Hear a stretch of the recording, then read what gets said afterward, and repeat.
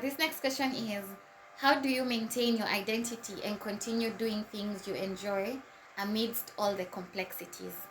So, I think just like the previous post, one thing is delegate. Delegate, like if accept help and delegate. And then two, I stop being apologetic for needing rest. It is unhuman not to need rest.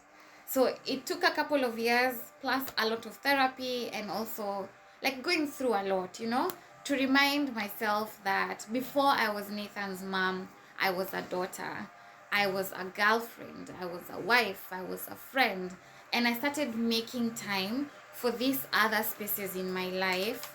And even if that time is spent in the presence of Nathan, it's still time that I have created and intentionally want to continue growing in that space. So I think there's a bit of intentionality, of wanting more for myself other than just being a mom. I wanted to nurture my other facets of life. I want to have coffee with my mother. I want to have um, water with my friends. Yeah, so I guess I became unapologetic about wanting it, wanting time out, and also intentional about growing the other spheres of my life. So by the time I was deciding to grow the other spheres of my life, guys, my friends had dropped to bare minimum. And I get it. I was the first in my friendship group to have a child. I was the first to get married. So they were living their lives, they were young, and we weren't on the same wave path. So it took a bit of intentionality from both parties to be able to reach out and say, okay, I'm here and this is where you're at. I want to feel like the 25-year-old I am, and not that, like, everything aside. So I remember I had this one rule with my friends that I come, you can ask me about Nathan in the first 5 minutes, and then after that I want a conversation that has nothing to do with me as a mother. Let's talk to Njoki, talk to Kapi as a friend. We move on because you're edifying me. I don't need to think about that in this moment. I want to talk about other things. So I found that used to be very helpful in terms of also distressing.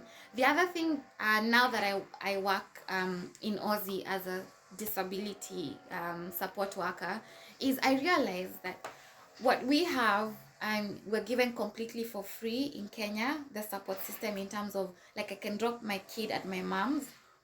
They have respite care here, where sometimes some families opt for every 2 weeks the special needs child goes for a sleepover, so that the parents and the home could just be, like, no responsibility for a weekend.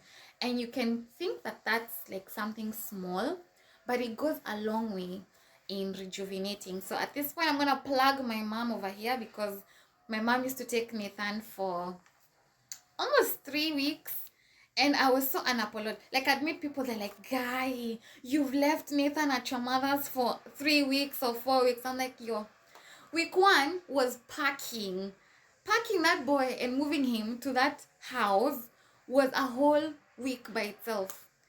There were trips, there were things forgotten. Please remember, you're moving equipment, so you can't stay there for a week. So the next week is when you're actually bonding, and then the third week we are thinking about coming back. So some things are starting to shift back, and by that time, because we lived in close proximity, so we would see each other. The only difference is that when I go back home, you sleep through the night, because there's no crying, there's no need for to do something.